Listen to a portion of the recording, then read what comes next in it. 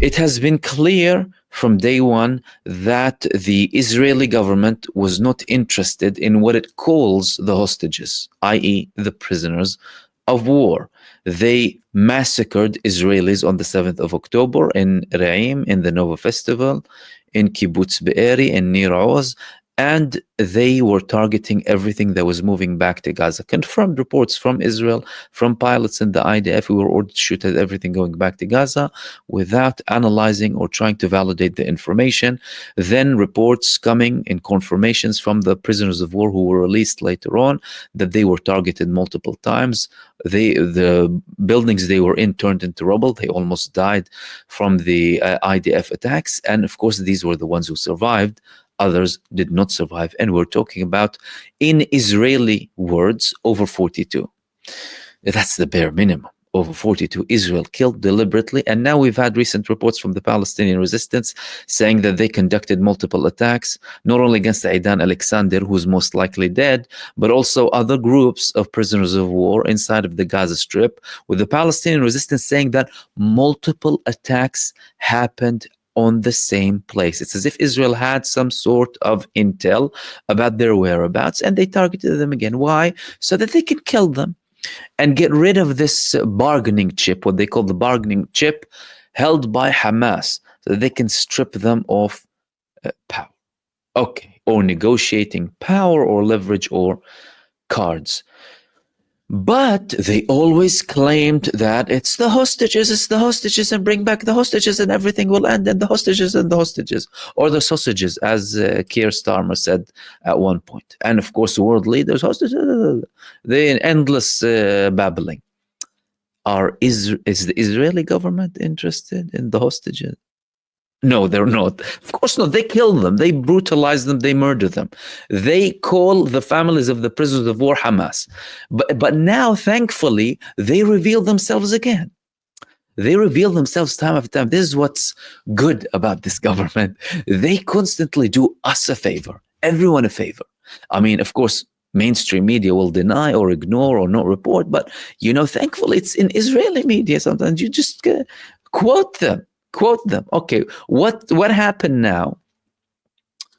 Smotrich is saying the kidnapped are not the most important target. Can you get more blunt than that? I thought it was about the hostages. I thought it was about the hostages or sausages, as Starmer said, kid starver. It's not about them. The person who is, the most powerful person in the government after Netanyahu, Smotrich, is saying they're not the most important target. As a matter of fact, you can understand from Netanyahu's statements, from reading between the lines, that Netanyahu himself doesn't consider them to be the most important target, because he's saying we're not willing to get to a deal at any cost. Meaning, person doesn't care, dude. The man doesn't care about them. Outright, they are not the most important target. Can you get clearer than that? It's just one step away from saying they're not even a target. They're not even an aim. It's not even an aim to get them back. And of course, people were fuming, and some politicians from the opposition were criticizing. And then, of course, the families of the prisoners of war, again, lashing out against Bezalel Smotrich, telling him that you're selling the stage, you have no soul in you, continuing endless comments against him. Not only that, there was Itamar Ben-Gvir in the United States. Itamar Ben-Gvir, of course, the United States is the land of the free and home of the brave. Land of the free and home of the brave, welcoming mass murderers, genocidal criminals, terrorists outright. Itamar Ben-Gvir went to Miami. He was met by an Israeli or several Israelis. Okay? They waited for it. What were they saying to him? Well, there was a video showing exactly what one of these women said to him when he arrived at the airport. And here we go. גזען! גזען! גזען! גזען! אתה יודע מה קורה עם החטופים? לא אכפת לך מהחטופים! לא אכפת לך מהחטופים! לא אכפת לך מהילדים המתים בעזה! לא אכפת לך מהחטופים! ולא אכפת לך לא אכפת לך מהילדים המתים בעזה! לא אכפת לך מהחטופים! האימהות שלהם לא יכולות לישון בלילה! האימהות שלהם לא יכולות לישון בלילה! לא אכפת לך! לא אכפת לך! לא אכפת לך מהחטופים! גדול את החטופים! אל תדאג, אין פה שמאלנים! אל תדאג, אין פה! אין פה! אין ניצחתם! חוצפן! חוצפן! אין לך שום מושג! אין לך מושג! גזען! גזען! So they didn't spare him anything. Racist, you don't care about the hostages, you don't care about the children in Gaza too, and you're a racist, you're a dog, you're a S, the S word, and his response is you're a leftist. That's his response, leftist. The only thing that was missing, that he would call her Hamas, you know, that was the only thing left, of course, Hamas. Anyway, these people, that's escalating inside of Israel, outside of Israel, from Israelis themselves, following Ben Gvir anywhere he goes, not just Netanyahu, but the ministers of Benjamin Netanyahu as well. Which leads me to the final thing that I wanted to share with you in this live stream.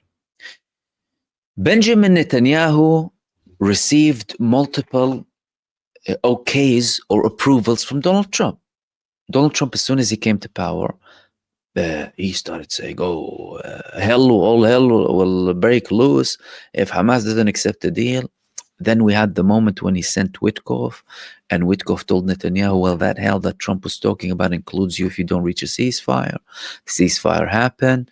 Trump started to come up with these absurd, bizarre, abhorrent, morally depraved propositions for Gaza, preposterous, saying that they need to leave and it's going to be a state, basically, or, you know, another Mar-a-Lago to do, okay. And the people will leave and we're going to turn it into one wonderful place.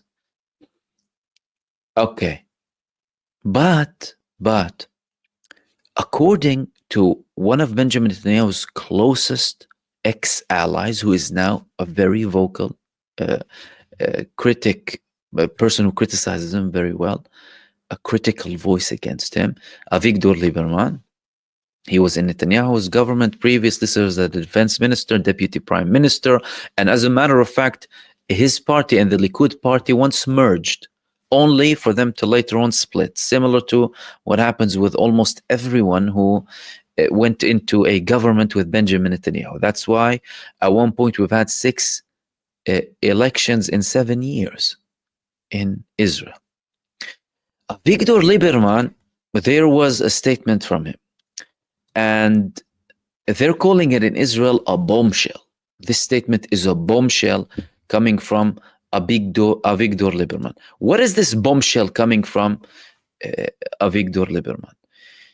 He was speaking about the United States and Iran, Gaza, and he's saying Netanyahu doesn't have any intention of attacking the nuclear program in Iran. It's all talk, all nonsense.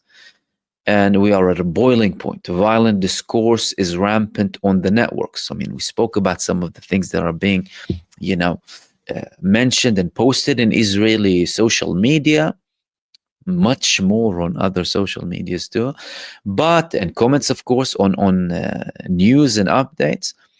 But the bombshell, according to Avigdor Liberman, is not any of that. Is the fact that he went and he visited an American official who is very close to Donald Trump. And according to that report, after he met with this official who was very close to Donald Trump, he said, well, I spoke with Saturday, an old friend in Washington, who is very knowledgeable about American politics. He told me serious things. He said that Bibi is starting to get on Trump's nerves and that he is starting to lose patience and attention to Israel. This has far reaching consequences. We see that Trump is not counting Netanyahu nor Israel. They are going to conduct negotiations with Hamas alone without taking us into account. This is a little bit different than what we're seeing. This is a little bit different than the statements of Donald Trump, this full support, this criticism of Hamas, all of these plans, the all hell will break loose and get them out now and free them and. But there is something to it. Why is there something to it?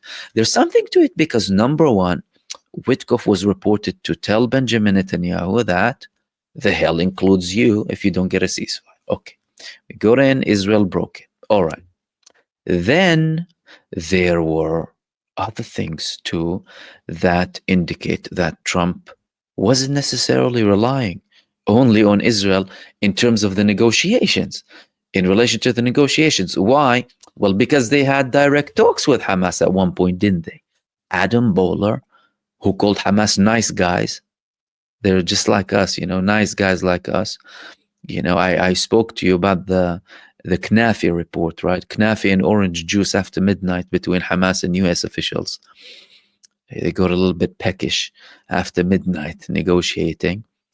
And clearly that means that Donald Trump was not necessarily relying on Benjamin Netanyahu to reach a deal because, well, he wants a deal at the end of the day. They don't want this to go on forever. That's an argument. The other argument is, of course, well, they're still providing them with weapons. He's still supporting them endlessly, which is valid and accurate. But that doesn't necessarily always reflect what happens behind the scenes. What happens behind the scenes is a little bit different than what we see in the headlines or by the statements. Now, did these things happen before? They did. They did happen with the Obama administration. They happened with the Biden administration too. Over a year ago, there was this call that happened between Joe Biden and Benjamin Netanyahu when Joe Biden was reportedly swearing at Benjamin Netanyahu and SOB and this and that. And after that, there was a period, at the time I called it the semi-ceasefire, the undeclared ceasefire. Things started to de-escalate. More aid was starting to go in, and Palestinians were starting to go back to the north. Prisoners were being released too. Are we seeing a situation like this? Perhaps. Again, there's a lack of clarity, and there is something that is being portrayed to the people. And usually what's being portrayed as to the people comes to serve multiple purposes. Number one, purposes to do with accomplishing certain things on the ground. So the people who are at war or in conflict together, they wouldn't want to send signals by having certain statements. We want to act tough and flex muscles or try to flex muscles. They end up looking like a fool. Like fools at one point, especially with how many times Donald Trump did a 180 and Benjamin Netanyahu himself did a 180 before. But that doesn't mean that that's what happens behind closed doors. And that doesn't mean that this is a true reflection of what's happening. And that doesn't mean we're seeing the full picture. At the end of the day, we're probably dealing just with 5% and trying to dig a little bit deeper to kind of understand and analyze.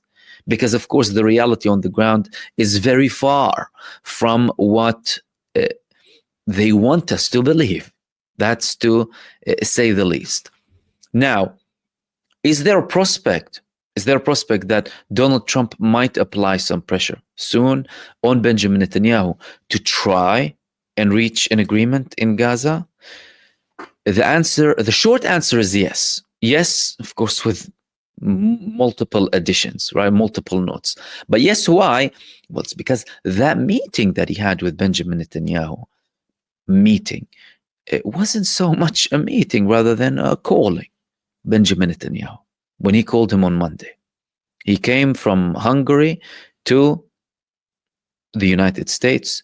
He had, of course, to calculate his route very carefully over Europe so that he doesn't go over countries and he might have, to have an emergency landing and all of a sudden he's wanted. So he took a very careful path to the United States at the time, but he went to Donald Trump only for several hours. And Netanyahu visibly wasn't very comfortable. Donald Trump was saying things about reaching a deal with Iran, praising the Turkish president who called Netanyahu Hitler, and he was backing the Palestinian resistance, and statements and actions saying, praising the armed wings of the Palestinian political groups too, and also telling Benjamin Netanyahu that he has to be sensible. What does that say? Well, that says that Donald Trump might reach that point, and we might actually be getting closer to that point. Because if you recall, when the genocide started, Netanyahu's traditional allies were giving him a blank check. Free, do whatever you want. They weren't counting the children. They weren't counting humanitarian aid. They weren't counting Gazas. They weren't counting anything. And it's as if the 1-ton bombs that were landing every single day, killing 600, 700, 800 people, up to 1,000 people a day. By the way, the first few days of the genocide were the worst in terms of casualties per day, if you recall that time. But Israel's traditional allies, they weren't saying a word. Nothing. Why? Because they gave Benjamin Netanyahu a time limit. That time limit was reported to be 30 to 40 days at the time. After that, we started to notice a shift. They were still despicable in their approach towards Israel and ignoring and denying the rights of the Palestinian people. But all of a sudden, people started to question, to ask. And Benjamin Netanyahu was being put in a more difficult position. So there could be a point where, well, now Netanyahu broke the ceasefire. Of course, the United States is still backing them. At the end of the day, it's proven that the Palestinian resistance cannot be defeated inside of the Gaza Strip. And Donald Trump isn't able or isn't in a position to always keep that front open. And we might reach a stage where he would tell him enough is enough. Now, is that going to sit well with Benjamin Netanyahu? And is that going to be in line with his plans for the future? Netanyahu is at the end of the day planning to remain there up until October 2026. In 2026, October, you're going to have a new election inside of the state of Israel. Netanyahu now, he's already taking multiple steps, not only to obstruct that, but people in Israel are saying that he wants to cancel elections. Giora Island, the retired major general, the other day, in a quote to him at the time, said Netanyahu's planning to cancel elections. And by the way, don't view this as something very far-fetched. No, not at all, because the move from what he called a democracy to a dictatorship, it comes in steps. He's having more control of the army, more control over the Shin Bet. He already has full control over the police. He wants to control the Supreme Court. And tomorrow he'll come up with any excuse to also control the Israeli elections or even cancel them.